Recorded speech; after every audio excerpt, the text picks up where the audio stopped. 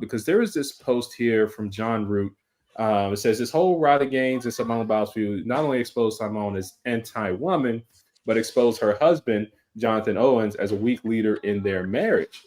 Men, if your wife is defending men in women's sports, you failed as a leader in your marriage. If Jonathan was leading his wife well, shouldn't we be calling women's sport activists sick? Well, we wouldn't be calling women's sports activists sick and defending the destruction of women's sports. I guarantee you 100% my wife would have never said that. That would have never come out of her mouth. I mean, for two reasons, okay? Even if she believed it, it wouldn't have come out of her mouth. That's just what being a leader is. You understand that you see things as a husband in your position that God put you in. We all report up that she might not see. Okay. That is your job. Your job is to protect her and every woman in your family from themselves. You can call it what you want to call it. You can say he's being sexist, this and that. Hey, look, gender roles, everybody talks about that Proverbs 31 woman that they're like, oh yeah, I want to be Proverbs 31. That was a gender role. Read it. Okay, so like let's be real here.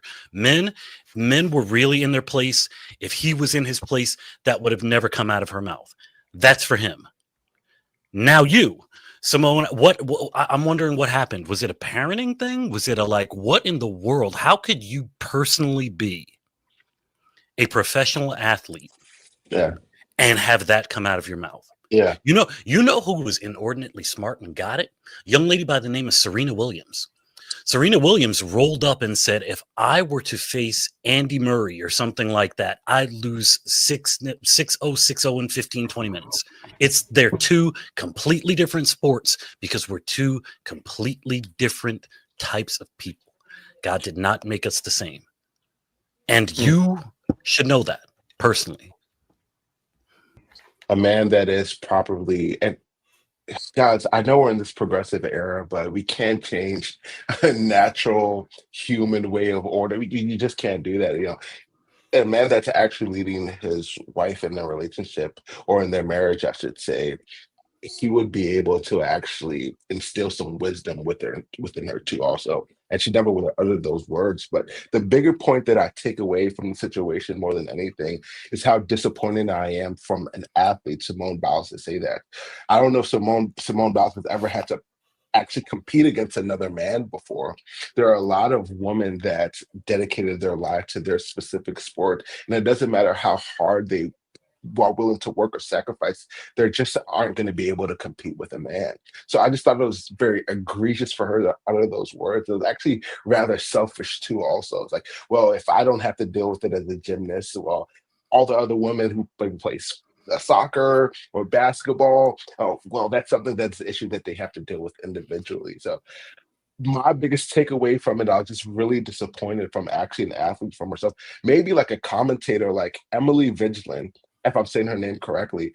I know everyone saw the video where that transgender athlete spiked the volleyball in the girl's face, and half of her face, I guess, went paralyzed. And she laughed about it. Those are just like extreme left-wing activists or whatever.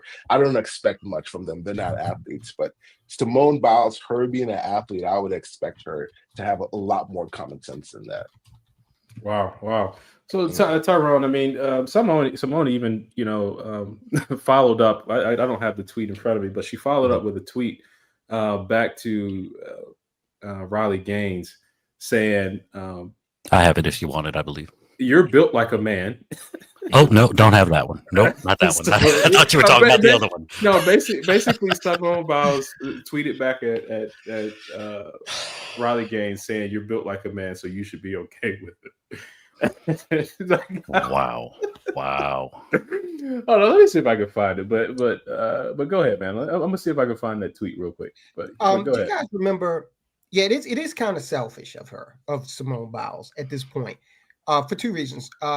Number one, the sport she competes in, okay, it's not obvious the difference in performance between a man and a woman. Okay, as it would be if they were, say, boxing. Boxing. Okay. It's an individual thing, and okay, so from the average layman's perspective, he did a triple flip and he didn't break his neck, and she did this and looked pretty good. Okay. So that's the one thing. Her perspective is off partly because of the type of sport she competes in. The other thing is, do you guys remember when the Snow White and the Seven Dwarfs was being put together, the latest one by Disney? Mm-hmm. Okay. And Peter Dinklage, who has made a career by playing a dwarf, a midget. Okay. And I want to stress midget, the M word, simply because you're not supposed to say it. Peter Dinklage has made millions of dollars playing a midget. He did a damn good job in one of those X-Men movies. He was pretty intimidating. Game of Thrones too, I think. Okay, but he came out and he was like, "Oh no, Disney shouldn't be casting real little people."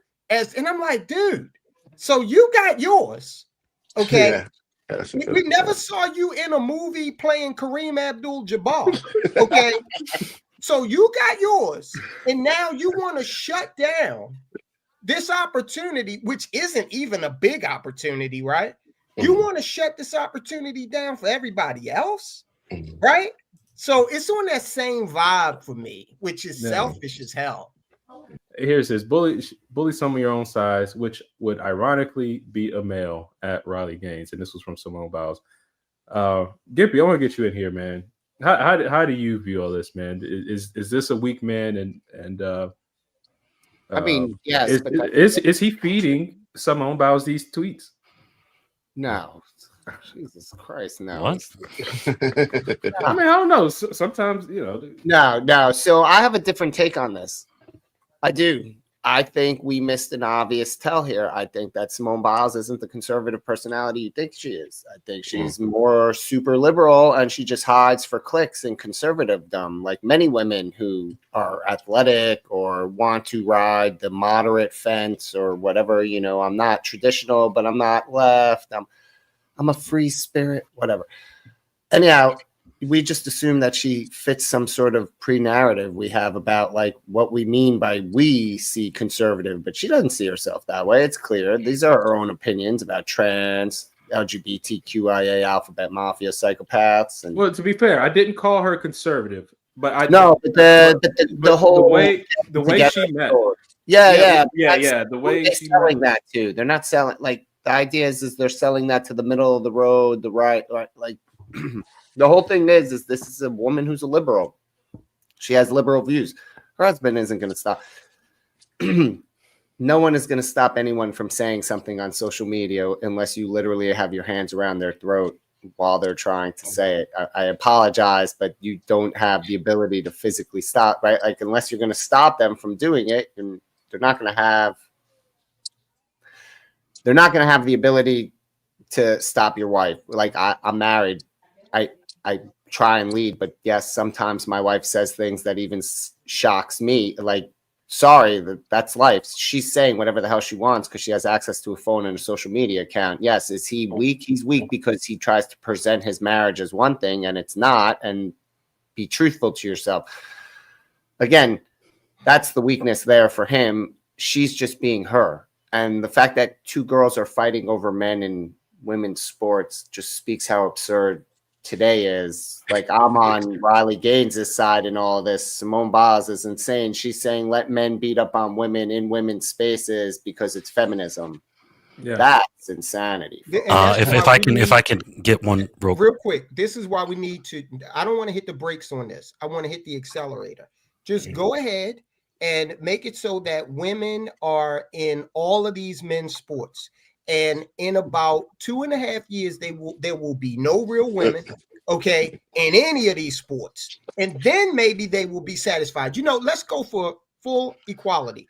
Let's go ahead and raise that basket up in the WNBA. And let's take all the cats that weren't good enough to make it into the NBA, the second tier, and let's throw them over into the WNBA. I guarantee it would solve their business problem. It'd be a lot more exciting. Hold on, but Simone Biles said she said maybe this is your solution. All this campaign because you lost a race, straight up sore loser. You should be uplifting the trans community, perhaps finding a way to make sports inclusive or creating a new avenue where trans feel safe in sports. Maybe a transgender category in all sports. Sure, we can put them in a padded building with padded rooms and padded event fields, and we can have very padded going-ons and comings, and they can have all they own, dude, in the padded asylums. Make asylums great again, folks. Make asylums great again. Like my bad, Razor. I'm gonna let you finish. The woman who looks like a man is accusing a white girl that she's a man. Sorry. That's you know what a transgender NBA, transgender WNBA would just be called the NBA. You know, I mean, like, Brittany Griner already plays in the WNBA, folks. Yeah, I'm let's just keep it real here. However, Gimpy, I do want to push back really quickly because I know we got to move on to what you said, though. I think that, you know, the whole hiding of the liberalism behind it. No, I mean, let's keep it real here. You know, only 7% of African American women in the United States voted for Trump. So that means 93% of them are liberal. I think that speaks to a cultural thing. And you said you can't necessarily stop them. You're right. You can't necessarily stop them, but specific ones or specific cultures can be stopped. That's why 2 years ago, when Tomi Lahren, who is a white blonde former analyst, I forgot what she was for, but you guys know who she is. Yeah, jumped onto Instagram and said, "Hey, if you men want to be with women like us, you guys have to change your attitude and be men." And then 2 days later, she jumped on and said, "I apologize. Let me clarify what I was saying," because the men of that culture are able to hold them accountable. That just recently started to happen, and it's still considered somewhat taboo in this 92% of women that voted for Biden and Kamala Harris. So it's a cultural thing as well. Welcome to Just the Guys Podcast.